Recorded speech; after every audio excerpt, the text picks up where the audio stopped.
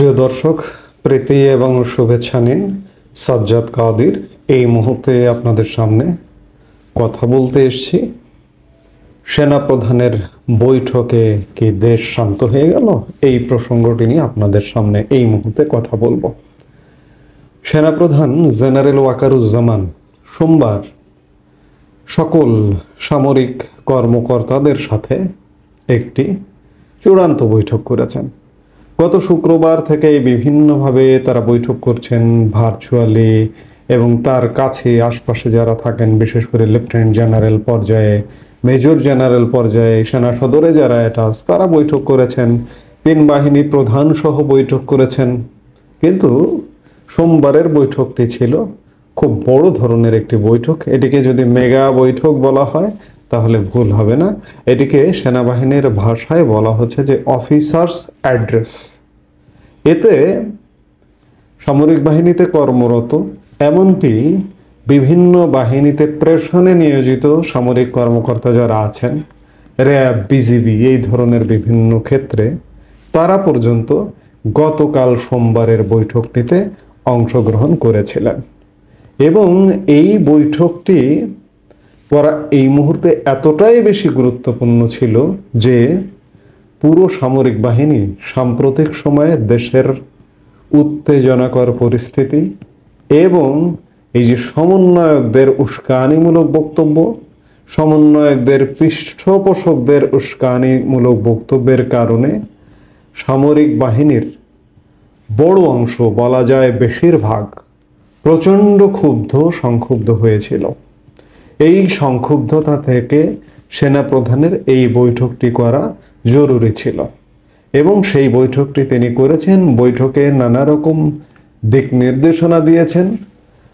সেনাবাহিনী প্রধান জেনারেল ওয়াকারুজ্জামান এই বৈঠকে বলেছেন যে বর্তমান পরিস্থিতিতে যে দায়িত্ব ও নিষ্ঠার সঙ্গে সেনাবাহিনী কাজ করছে সেটি দেশ ও জাতি চিরকাল স্মরণ রাখবে।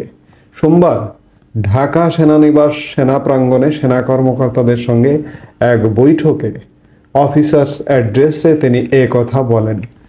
সূত্র জানায়, সেনাপ্রধান দেশের আইন শৃঙ্খলা পরিস্থিতি, নানা ধরনের অপপ্রচার, গুজব, উস্কানিমূলক বক্তব্য সহ বিভিন্ন বিষয় নিয়ে কথা বলেন। ঢাকার বাইরে সেনা কর্মকর্তারা অনলাইনের মাধ্যমে এই বৈঠকে যুক্ত হয়েছেন। ঢাকায় যারা ছিলেন তারা সরাসরি, এবং ঢাকার বাইরের কর্মকর্তারা গতকালের বৈঠকে অনলাইনে উপস্থিত ছিলেন। অর্থাৎ সেনাবাহিনীর সকল পর্যায়ের কর্মকর্তা এই বৈঠকে উপস্থিত ছিলেন। সূত্র জানায়, কর্মকর্তা ও সৈনিকদের প্রতি কৃতজ্ঞতা জানিয়ে সেনাপ্রধান বলেন, তাদের আত্মত্যাগ দেশ সব সময় স্মরণ করবে। তিনি সবাইকে ধৈর্যের সঙ্গে দায়িত্ব পালনের পাশাপাশি যে কোনো উস্কানিমূলক বক্তব্যে প্রতিক্রিয়া না দেখানোর বিষয়ে সতর্ক করেন। তিনি বলেন, এমন কিছু করা যাবে না যাতে উস্কানিদাতাদের লক্ষ্য অর্জিত হয়। খেয়াল করুন, এই যে উস্কানিদাতারা যে বিভিন্ন রকম উস্কানিমূলক বক্তব্য দেয়, তাতে সেসব বক্তব্যে প্রতিক্রিয়া দেখানোর বিষয়ে সতর্ক থাকতে বলেছেন। তিনি উস্কানিদাতাদের যাতে লক্ষ্য অর্জিত না হয় সেই কথা বলেছেন, ইত্যাদি অনেক কিছু বলেছেন, অনেক কথা বলেছেন, যেগুলো আপনারা ইতিমধ্যে গণমাধ্যমে দেখেছেন। কিন্তু আমার প্রশ্ন হলো যে সেনাবাহিনী, সেনাপ্রধান সকল অফিসারদের নিয়ে বৈঠক করলেন এবং এই বৈঠকটি একটি বার্তা দেয় যে সেনাবাহিনী ঐক্যবদ্ধ।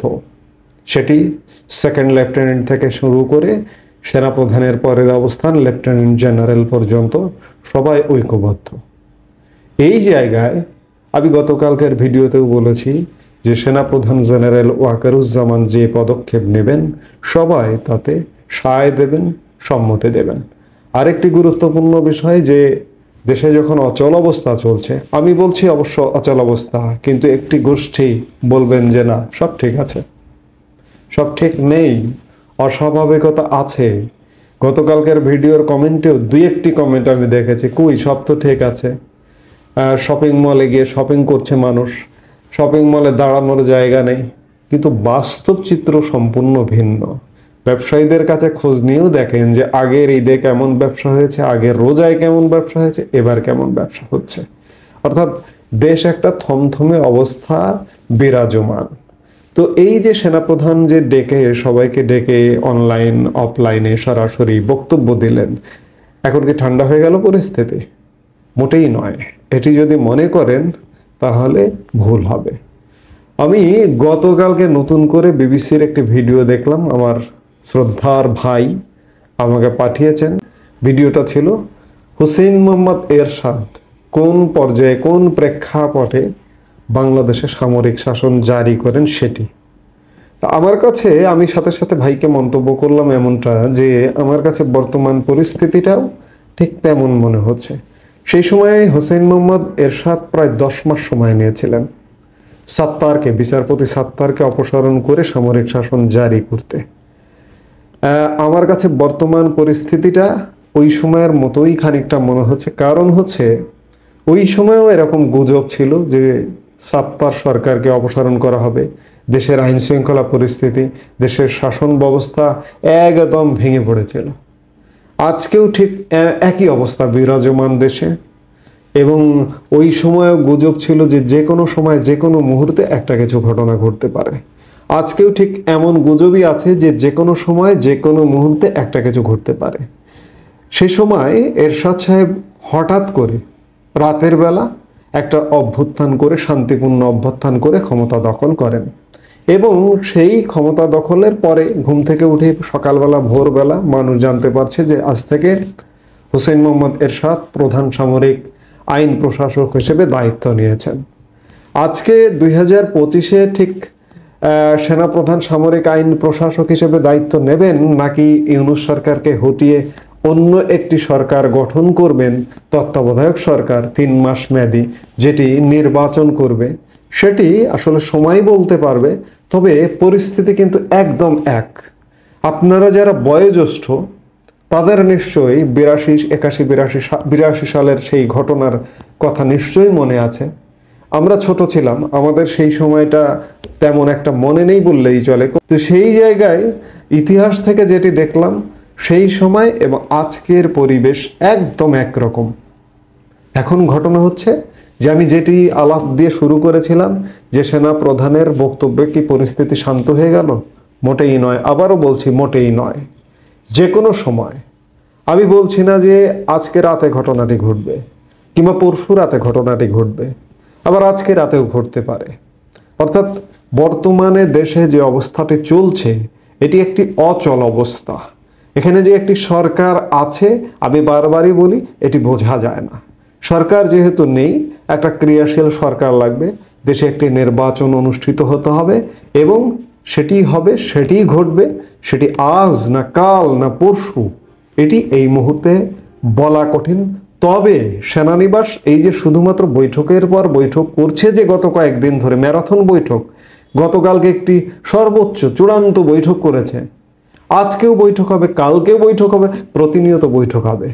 ক্যান্টনমেন্ট যে প্রচণ্ড ব্যস্ত হয়ে পড়েছে এতে কোনো সন্দেহ নেই। এই ব্যস্ততার পেছনে অবশ্যই কারণ আছে। দেশকে উদ্ধার করবে ক্যান্টনমেন্টই, কারণ সারা বাংলাদেশ যখন রাজনীতি ফেল করে, সিভিল সোসাইটি, সিভিল প্রশাসন যখন ফেল করে, তখন কিন্তু দেশে দেশে, আমি মিলিটারি পলিটিক্স পড়েছি, সেই জায়গায় যেটি দেখেছি যে দেশে দেশে কি হয়, সেটা সেখানকার জনগণ একসময় প্রত্যাশা করে যে সামরিক বাহিনী ক্ষমতায় আসুক। আলটিমেটলি চূড়ান্ত বিচারে কিন্তু সামরিক বাহিনী ক্ষমতায় আসা কোনো দেশের জন্য ভালো হয় না। আমি যদি উদাহরণ হিসেবে আপনাদের বলি, পাকিস্তান কিংবা আফ্রিকার বিভিন্ন দেশে, এই যে সেদিনও সুদানে একটা ঘটনা ঘটলো, বিভিন্ন দেশে সামরিক শাসন আছে বা অন্যান্য অঞ্চলে সামরিক শাসন আছে, এই দেশগুলো কিন্তু কখনোই মাথা চাড়া দিয়ে উঠতে পারেনি, মাথা তুলে দাঁড়াতে পারেনি। দেশে অবশ্যই একটা সিভিল শাসন দরকার, গণতান্ত্রিক শাসন দরকার, নইলে দেশ উঠে দাঁড়াতে পারে না। তেমনি আমরাও সামরিক শাসন প্রত্যাশা করি না। যে ব্যবস্থাটি আসুক সামরিক পৃষ্ঠপোষকতায়, একটি সিভিল সরকার আসুক, এসে নির্বাচন দিয়ে গণতান্ত্রিক ব্যবস্থা কায়েম করুক, সেটাই প্রত্যাশা। অর্থাৎ এটি দিয়েই বলতে চাই যে থামেনি, দেশের অস্থিরতা থামেনি। যে কোনো সময় যে কোনো ঘটনা ঘটতে পারে। এই যে আমরা বিভিন্ন গুজব শুনছি, গুজব শুনতে শুনতে একটা সময় গিয়ে ঘটনা দেখব, ঘটনা শুনতে পারবো। এই মুহূর্তে এ পর্যন্তই। সবাই ভালো থাকুন, সুস্থ থাকুন।